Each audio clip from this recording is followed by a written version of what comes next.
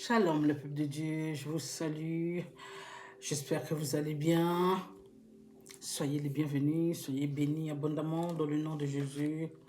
Nous y sommes toujours notre rendez-vous de lire la Bible ensemble afin d'avoir cette connaissance que le Père dit. Mes enfants meurent, manquent de connaissance. Amen. Alléluia. Alors, je vais prier brièvement et nous allons commencer à lire notre 2 pages de Chroniques 27 et 28. Amen. Alléluia. Merci, tendre Père, Papa, de permettre encore ce moment d'être dans ta présence, Papa. Accompagne-nous afin que nous comprenions bien ta parole. Merci, Seigneur. Merci, mon roi, dans le nom de Jésus. Ainsi, j'ai prié, Père, mon roi. Amen, amen et amen. Amen, le peuple de Dieu. Alléluia. C'est parti. Donc, nous avons la première page, 1 Chronique 27, et nous allons basculer sur notre deuxième page, 1 Chronique 28.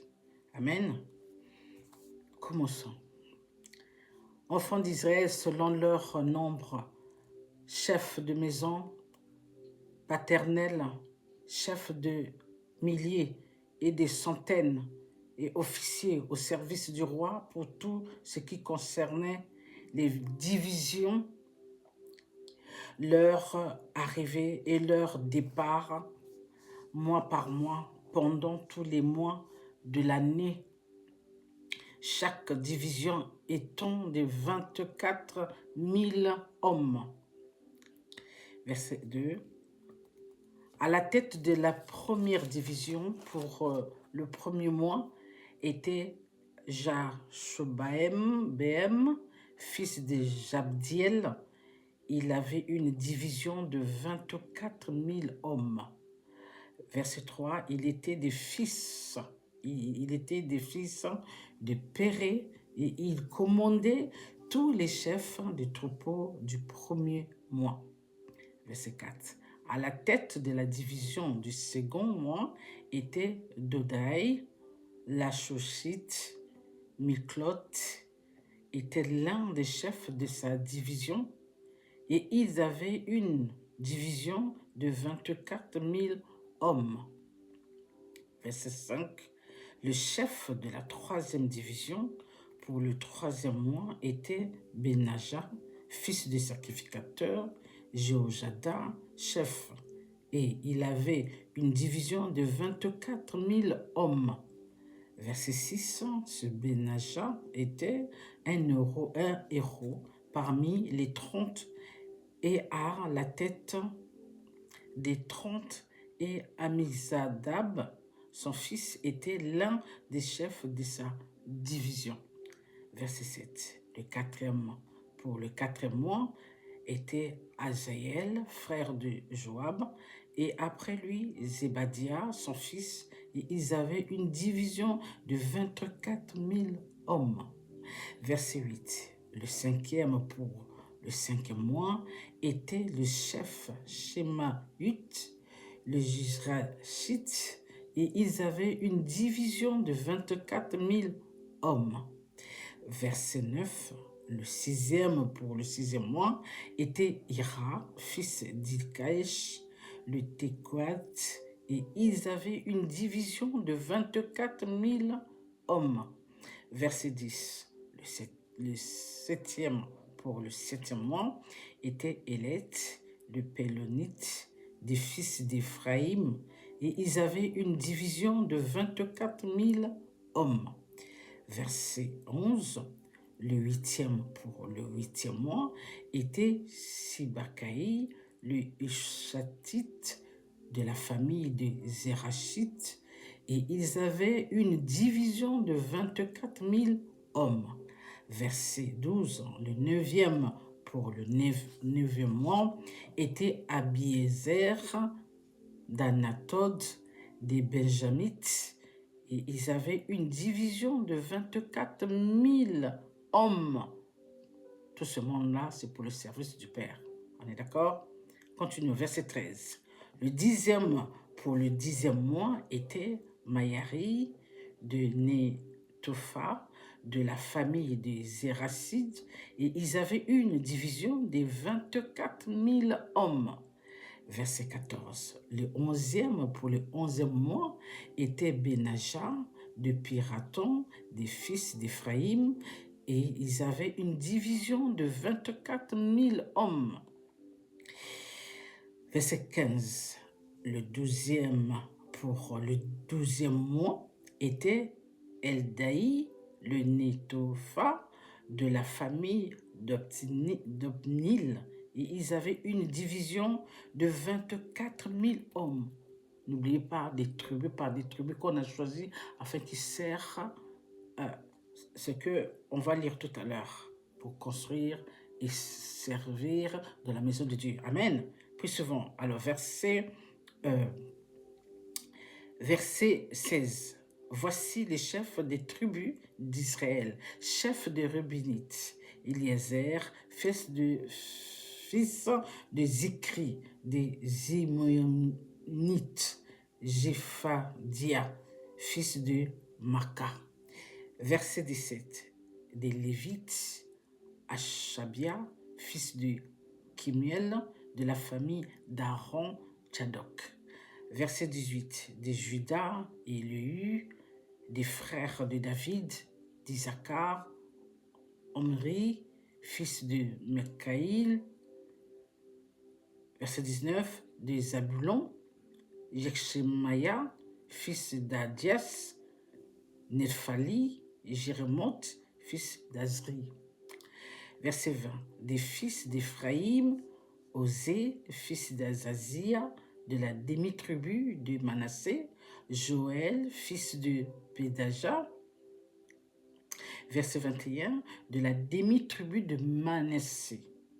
En Galade, Jido, fils de Zacharie, de Benjamin, Jaciel, fils d'Abner. Verset 22. De Dan, Azarel, fils de Jérocham. Ce sont là les chefs des tribus d'Israël. Verset 23. David ne fit point le dénombrement de ceux d'Israël qui étaient âgés de 20 ans et au-dessous, car l'Éternel avait promis de multiplier Israël comme les étoiles du ciel.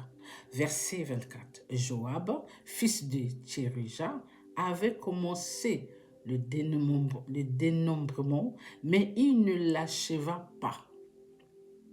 L'Éternel s'étant irrité contre Israël à cause de ce dénombrement qui ne fut point porté parmi ceux des chroniques du roi David.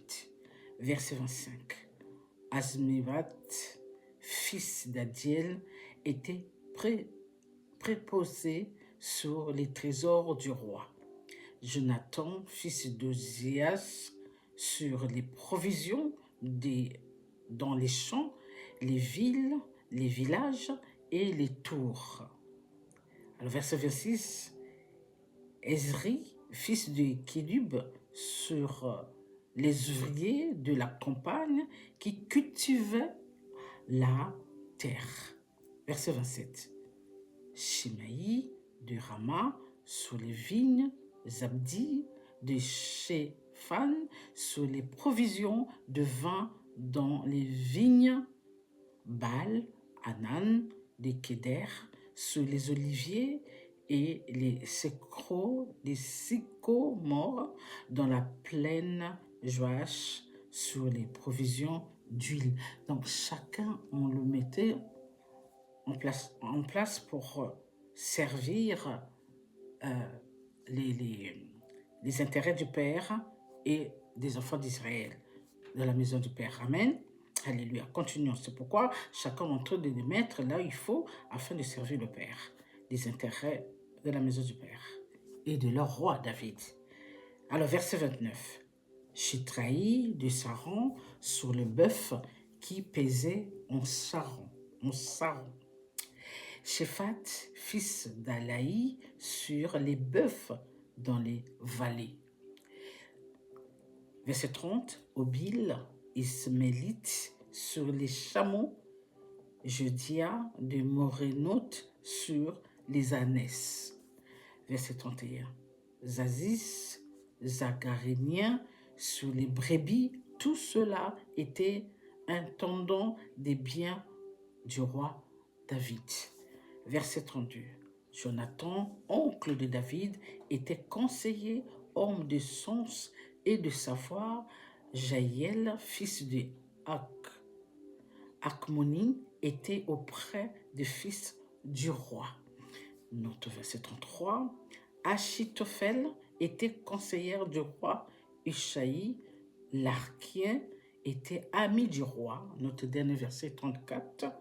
Après Achitophel, Jada, fils de Benaja, et Abiatar furent conseillers. Joab était chef de l'armée du roi. Poursuivons notre deuxième page, 1 Chronique 28. David convoqua à Jérusalem tous les chefs d'Israël, les chefs des tribus, les chefs des divisions au service du roi, les chefs de milliers et les chefs de centaines, ceux qui étaient en charge sur tous les biens et les troupeaux du roi et auprès de ses fils, les eunuques, les héros et tous les hommes vaillants. Notre verset 2. Le roi David se leva sur ses pieds et dit, « Écoutez-moi, mes frères, mon peuple, j'avais l'intention de bâtir une maison de repos pour l'arche de l'alliance de l'Éternel et pour le marchepied de notre Dieu, et je me préparais à bâtir. » Verset 3. Mais Dieu m'a dit, tu ne bâtiras pas une maison à mon nom, car tu es un homme de guerre et tu as versé du sang.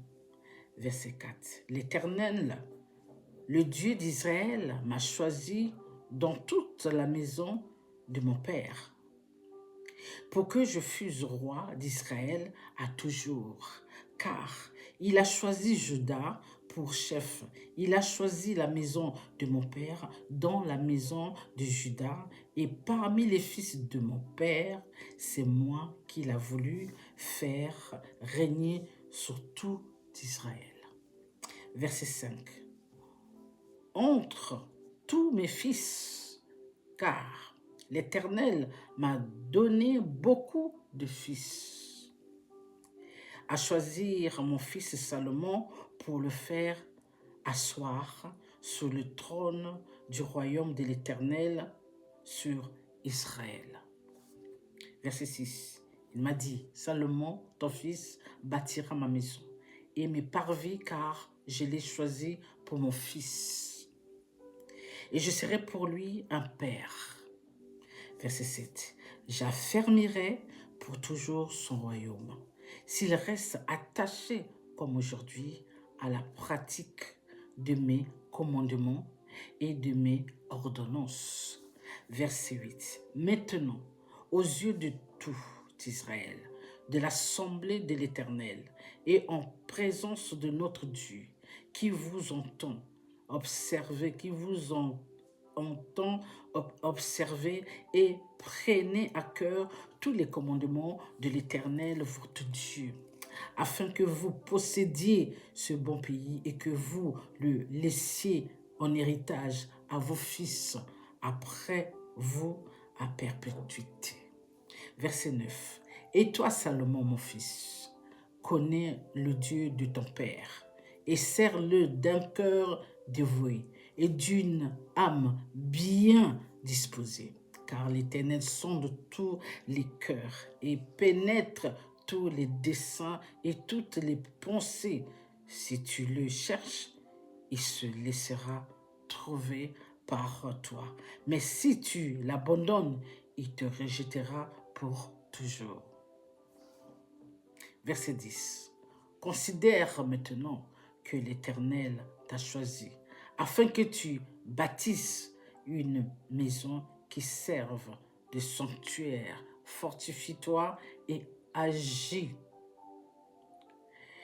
Verset 11. David donna à Salomon, son fils, le modèle du portique et des bâtiments, des chambres du trésor, des chambres hautes, des chambres intérieures et de la chambre du propitiatoire.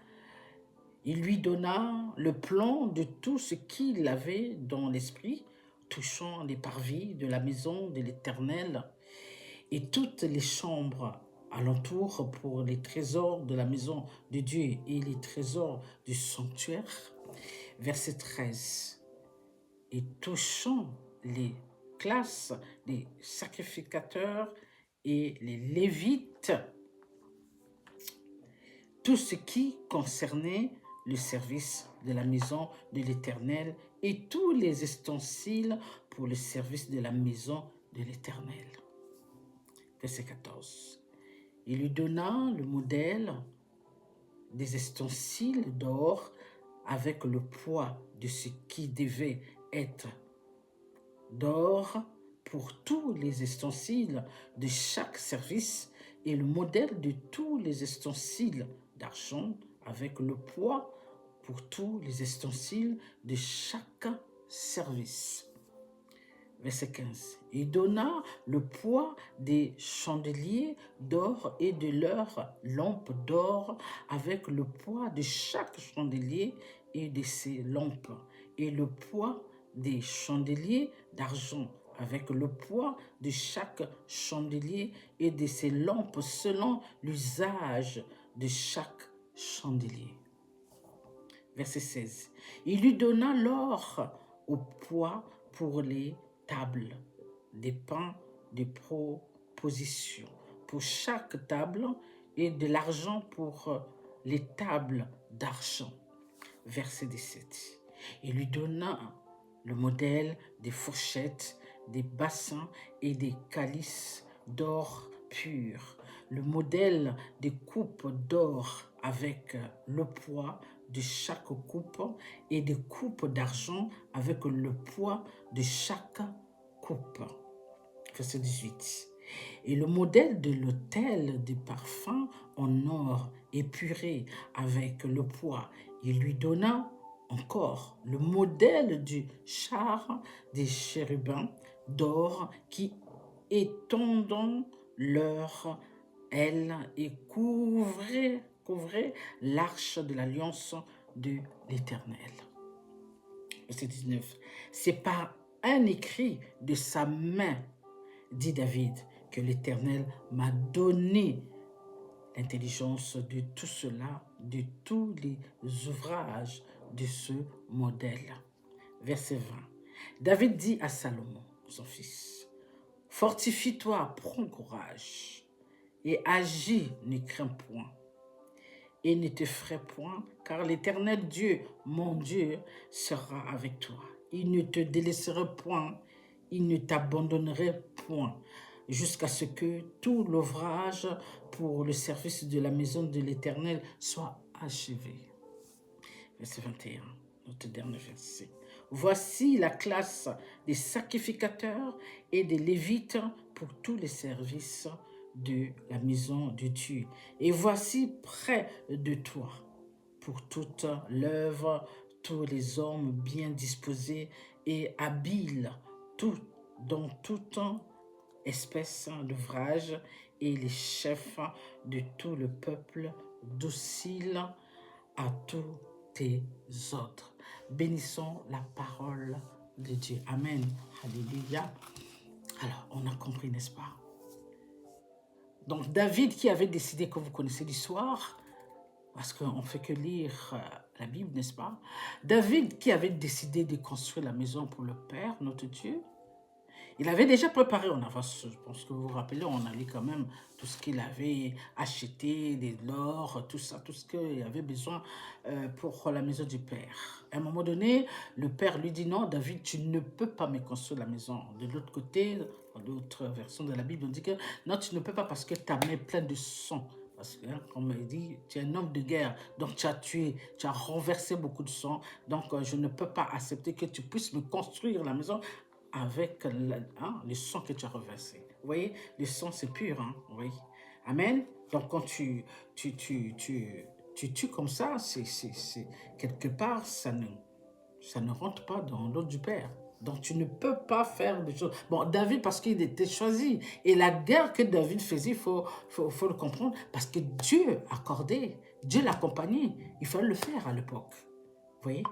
Donc, malgré cela, malgré l'ordre du Père lui-même, il a quand même refusé que David puisse lui construire la maison. Vous voyez comment le Père est vraiment dedans dans ses règles.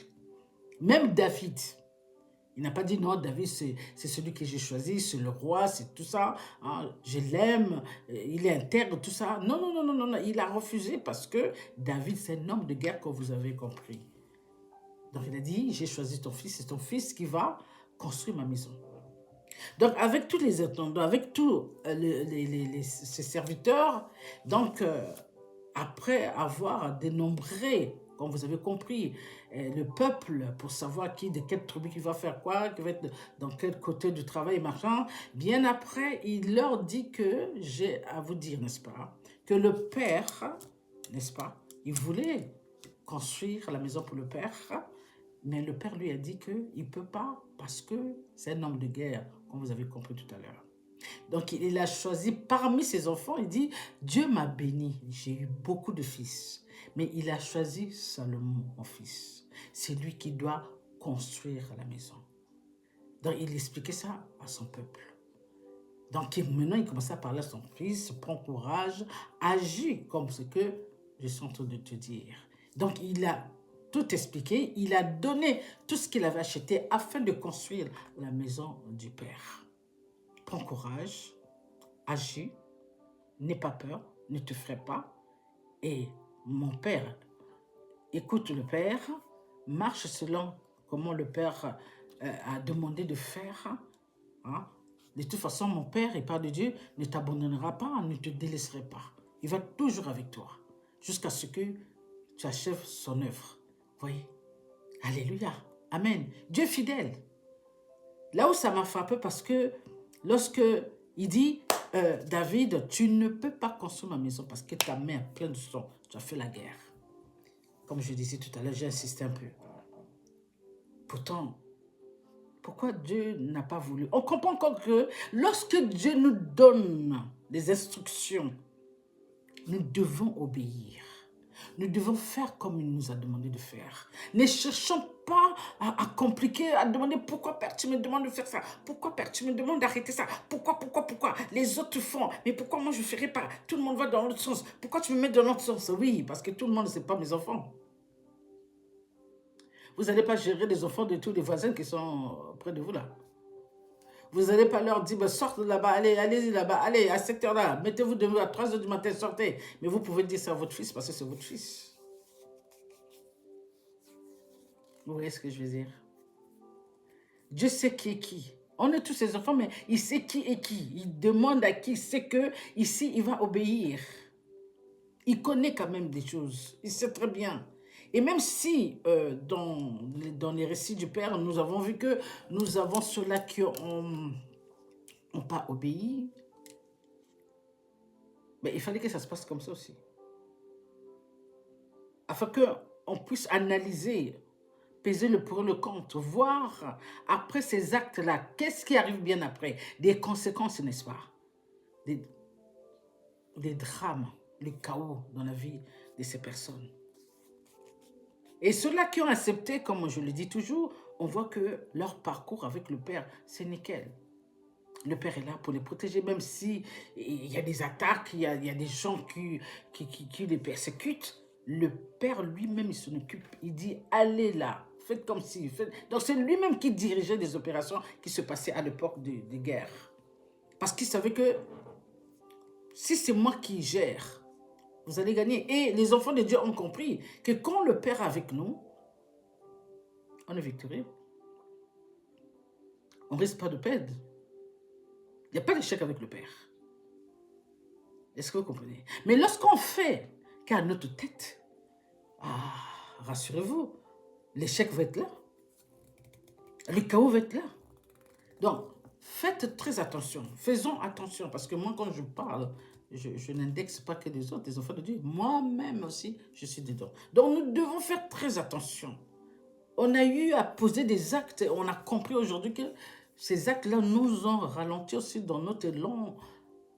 Vous voyez, dans beaucoup de choses. Parce qu'on n'a pas compris, parce que, bon, on n'était pas aussi, il faut dire, bien éduqués dans la parole de Dieu. On n'avait pas aussi des révélations qu'on a aujourd'hui. On voit bien qu'aujourd'hui, le Père nous révèle de ces choses qui dépassent l'entendement. Or, pour nous, bien sûr, parce qu'on n'était pas élevés dans ces choses-là.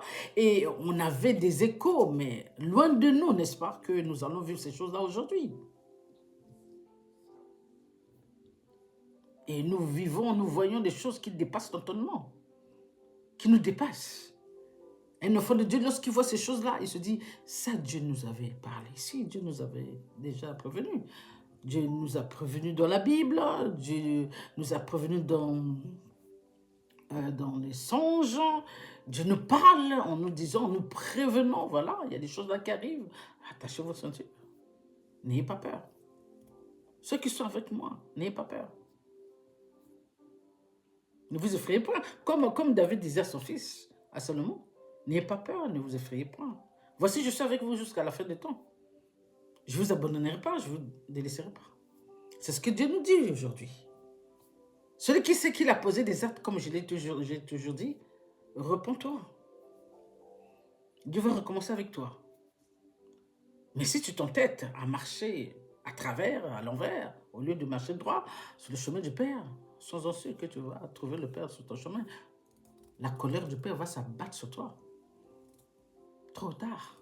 Et le mal que nous faisons, c'est sûr et certain. Il n'y a même pas à discuter, il n'y a pas de débat. Dieu va rendre le mal là. Il dit, je rendrai le mal qu'on vous a fait. Dieu va rendre le mal là. Selon le timing du Père. Il y a un temps de péremption dans ces choses-là. À un moment donné, le Père prend sa décision radicale. Lorsque le Père nous laisse le temps de réfléchir, parce que vous savez, vous avez des insensés qui disent toujours, oh oui, leur Père est où? Je fais du mal, je continue à faire ceci, je continue à faire... Mais ce jour-là viendra, ne t'inquiète pas. Ton jour viendra. Les jours de ces personnes-là viendront. Ça ne va pas rater. Le Père ne rate personne. Le Père n'oublie aussi personne. Dans les bêtises, dans le bien, quand tu fais du bien, le Père ne va pas t'oublier. Quand tu es tout le temps dans le bien, hein, pour les uns, pour les autres, tu es respectueuse, tu ne fais pas du mal, tu ne fais pas de congossa, tu ne vas pas mentir, tu ne vas pas te tromper. Beaucoup de choses que vous connaissez que Dieu a dit non, si tu n'es pas dans ces choses-là, Deutéronome nous confirme, non, c'est que quand tu fais du bien, les bénédictions vont te localiser. Peu importe le temps, peu importe, ça va te localiser. C'est obligé. Père l'a déclaré. Ça ne va pas te rater. Mais quand tu es dans le mal, sois-en sûr. Père aussi a déclaré les malédictions sur Deutéronome 28, vous pouvez aller voir, que les malédictions là vont te localiser. Il va localiser, les malédictions là vont localiser tous ceux-là qui font du mal. Et soyez saines, ça va les localiser. Tous ceux-là qui font du mal, tous ceux-là qui persécutent leurs frères, leurs sœurs, tous ceux-là qui sont dans le mal. Le mal, là, les malédictions que le Père a prononcées là, parce que nous disons, Dieu nous a bénis, nous savons que Dieu nous a bénis, n'est-ce pas? Et nous le voyons, Dieu a béni tous les enfants, Dieu a béni tous les hommes. Vraiment, nous sommes bénis, il faut le reconnaître. Amen, alléluia. Et ce qu'il a dit, c'est ce qu'on est en train de voir. Dieu ne ment pas, mais pourquoi il va mentir maintenant côté malédiction? Si côté bénédiction, nous le voyons. Et côté malédiction, pourquoi Dieu va mentir? Non. C'est-à-dire que ceux-là qui sont dans le mal, ce que le Père a déclaré des malédictions-là, vont localiser ces personnes-là. Peu importe le temps que vous les voyez, peu importe qu'ils sont en train de dire des conneries, des bêtises là, ça va les localiser un jour. Dieu prend son temps.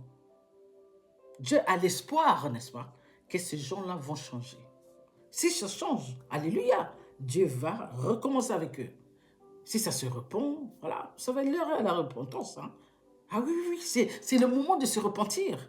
Tout au long, jusqu'au moment des événements qui vont arriver là, les gens doivent se repentir. C'est le moment de se repentir. C'est pas le moment où on va dire, oh, moi j'attends ceci. Non, non, non, non. N'attends pas. C'est maintenant qu'il faut que tu te repens, que tu recommences avec le Père, que le Père te guide, que tu sois sur le chemin comme tous ceux-là qui sont dans le chemin du Père. Sinon, la faute du Père va tomber. La colère du Père va encore frapper. C'est clair. Moi, je ne viens pas là pour caresser. Non, non. C'est juste la vérité. Parce que si nous ne disons pas la vérité, c'est comme si on abandonne nos frères et sœurs, nos enfants. Vous voyez?